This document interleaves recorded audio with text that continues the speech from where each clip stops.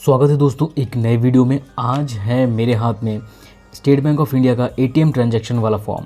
ये फॉर्म आखिर आपको क्यों फिलअप करना पड़ता है, चलिए मैं आपको बता देता हूँ। मान लीजिए आपके अकाउंट से मतलब एक बार पैसे डिडक्ट होने की बजाय 2 बार यहाँ पे डिडक्ट हो गया है। ठीक है, कभी कभी एटीएम मशीन में प्रॉब्लम होता है, वो कैश जो है एक ही बार निकालता है, लेकिन आपके अकाउंट से वो डबल ट्रांजैक्शन हो गया है सेम अमाउंट का। ठीक है, ये एक रीज़न हो सकता है। फिर ऐसा हो सकता है कि आपके अकाउंट से तो विड्रॉ हो गया, आपको मैसेज मिल गया, लेकिन आपको कैश एटीएम मशीन से बाहर नहीं आया है। ठीक है, या फिर अगर कैश वो डिस्पेंस कर चुका है, वहाँ पे लिख चुका है कि कलेक्ट द कैश, लेकिन कैश जो है वो बाहर नहीं आया, किसी वजह से वो टाइम आउट हो गया या फिर एरर हो गया। ठीक है, या फिर आधा पैसा निकला और आधा आपका नहीं निकला। ठीक, तो इस तरह से कुछ सिचुएशंस आ जाते हैं एटीएम मशीन के साथ। तो ऐसे सिचुएशन में आपको ये वाला फॉर्म यहाँ पे फिलअप करना है। तो कैसे फिलअप करते हैं चलिए मैं आपको बता देता हूँ। तो सबसे पहले आप यहाँ पे अपना नाम भरेंगे। ठीक है, अपना नाम यहाँ पे कैपिटल में लिख सकते हैं, स्मॉल में लिख सकते हैं, लेकिन स्पेलिंग एकदम अच्छे से लिखिए, कोई भी काट कोट मत करिए। मैं आपको थोड़ा क्लोज करके यहाँ पे दिखा देता हूँ। ठीक है, फिर देखिए आपको यहाँ पे अपना अकाउंट नंबर डालना है। यहाँ पे नाम लिख दिया आपने, यहाँ पे आपको डालना है अपना अकाउंट नंबर। ठीक है, फिर आपके एटीएम कार्ड का 16 डिजिट वाला नंबर आपको यहाँ पे डालना है। ठीक है, एटीएम कार्ड का जो सामने नंबर रहता है वो आप पे डालना है। उसके बाद कौन सी डेट में आपका ट्रांजैक्शन हुआ वो वाला यहाँ पे लिखना है, वो डेट लिखना है। आज का डेट हुआ, कल का डेट हुआ, जब भी मतलब आपको जिस डेट में आपने ट्रांजैक्शन किया वो ट्रांजैक्शन डेट यहाँ पर डालना है। उसके बाद यहाँ पर ट्रांजैक्शन नंबर डालना है। अभी ट्रांजैक्शन नंबर आपको कहाँ से मिलेगा, जब भी आपका मतलब ऐसा कोई इशू होगा तो आपको एक स्लिप ज़रूर मिल जाएगा, वहाँ से एक स्लिप वहाँ पे निकला होगा। ठीक है, कि इस स्लिप में उसका डिटेल सब कुछ लिखा होगा कि कैश कितना निकला क्या नहीं, वो आपको मिलेगा। या फिर अगर आपको एसएमएस आया है, आपके फ़ोन में एसएमएस आया होगा, ठीक है, तो वो एसएमएस में उनका ट्रांजैक्शन नंबर, ट्रांजैक्शन डिटेल वहाँ पे होगा, तो वो नंबर आपको यहाँ पे डालना है। ठीक है, वो एसएमएस डिलीट मत करिए, और अगर स्लिप निकला है तो वो स्लिप भी अपने पास ज़रूर संभाल के रखिए। ठीक है, उसके बाद है ट्रांजैक्शन अमाउंट।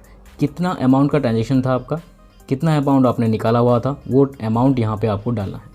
ठीक है, और अमाउंट रिसीव, मतलब मान लीजिए आप यहाँ पे 1000 रुपये विड्रॉ करना चाहते थे, लेकिन 500 निकला और 500 नहीं निकला, तो यहाँ पे लिखिए 1000, पैसे निकले हैं 500, यहाँ पे 500 लिखिए। ठीक है, और डिस्प्यूट अमाउंट जो है 500 रुपये बच गए। ठीक है, मान लीजिए 1000 हमने निकाला था, 200 रुपये निकले तो 800 रुपये बच गए। तो इस तरह से यहाँ पे ये तीनों आपको भरना है। उसके बाद है name of the banks ATM. कौन सा एटीएम आप यूज़ कर रहे थे जिसमें ये प्रॉब्लम हुआ। क्या है कि हम एसबीआई तो यूज़ करते ही हैं, लेकिन साथ साथ हम कोई और बैंक का भी एटीएम यूज़ कर लेते हैं, वहाँ से भी पैसे विड्रॉ करते हैं। तो जिस एटीएम से आपने ये विड्रॉ किया उस एटीएम का नाम यहाँ पे डालिए, या फिर अगर आप किसी और एटीएम से विड्रॉ किए हैं तो वो भी आप डालिए। एक्सिस बैंक हो, एचडीएफसी हो, और भी बैंक ऑफ इंडिया हो, यूको बैंक, किसी का भी एटीएम हो उसे आप लिखिए। Place of ATM, ATM ID, मतलब कहाँ पे है ये एटीएम। ठीक है, आपके सेक्टर में कौन से जगह पे आपने ये विड्रॉ किया। हर एटीएम का अलग अलग आईडी होता है, तो उसका यहाँ पे नाम लिखना है, कौन से सेक्टर का है एटीएम वो लिखना है। ठीक है, उसके बाद यहाँ नीचे देखिए, with reference to the above I have faced the following abnormal difficulties in my account. इनमें से जो भी आपके मतलब प्रॉब्लम्स हैं उन प्रॉब्लम्स को आपको यहाँ पे टिक मार्क करना है। इस तरह से यहाँ पे टिक लगना है। ठीक है, मान लीजिए जैसा कि मैंने आपको पहले बताया कि अकाउंट इज़ डेबिटेड ट्वाइस, 2 बार यहाँ पे सेम ट्रांजैक्शन के लिए 2 बार पैसा कट गया है, लेकिन but ATM dispense cash once, बस एक ही बार यहाँ पे पैसा एटीएम से बाहर आया है, लेकिन 2 बार मेरा अकाउंट से कट गया है, वो बता रहा है। दूसरा ऑप्शन है account is debited but the ATM has not dispensed any cash. Account से हमारा पैसा कट गया है, एसएमएस आया, लेकिन एटीएम से पैसा नहीं निकला। ठीक है, उसके बाद है ATM dispense the cash but fail to collect the cash within the stipulated time. यहाँ पे देखिए कैश मतलब वहाँ से डिस्पेंस हो गया, वहाँ पे लिख रहा है कि कलेक्ट करिए cash, please collect the cash, लेकिन वो घूमता रहा, उसके बाद टाइम आउट हो गया और उस टाइम लिमिट के अंदर आपका पैसा बाहर नहीं आया, लेकिन अकाउंट से पैसे कट गए। तो ये एक सिचुएशन हो सकता है। या फिर चौथा सिचुएशन ये है, यहाँ पे चौथा सिचुएशन है अकाउंट इज़ डेबिटेड रुपीज़ इतना बट आई रिसीव इतना। मेरे अकाउंट से 1000 रुपये यहाँ पे कट गए, लेकिन 500 रुपये ही निकला, ऐसे आपको लिखना है। हो गया।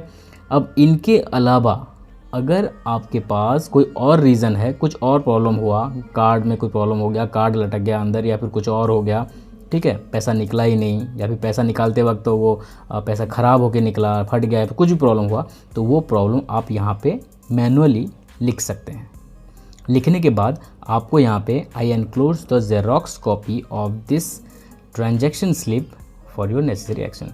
जो ट्रांजैक्शन स्लिप निकला उसका एक जेरोक्स कॉपी मैं इसमें अटैच कर रहा हूँ बोल के यहाँ पे लिखा हुआ है, ठीक है। और यहाँ पे कुछ भरना है नहीं, सिर्फ यहाँ पे अपना सही वाला अकाउंट होल्डर जो है उनका सिग्नेचर, एकदम सही वाला सिग्नेचर करिए जो आपके बैंक में है, ठीक है। और यहाँ पे आपको अपना कॉन्टैक्ट मोबाइल नंबर यहाँ पे डालना है, और फिर कौन सी डेट का यहाँ पे एप्लीकेशन आप जिस डेट में दे रहे हैं, ये ट्रांजैक्शन डेट नहीं है, एप्लीकेशन आप किस डेट में दे रहे हैं। जैसे कि देखिए, अगर आप शनिवार की शाम को कोई अगर ट्रांजैक्शन करते हैं तो संडे तो बंद रहेगा, फिर जाके आप मंडे ही यहाँ पे एप्लीकेशन देंगे ना, तो जिस दिन आप यहाँ पे एप्लीकेशन सबमिट कर रहे हैं बैंक में, वही यहाँ पे डेट जो है डालेंगे।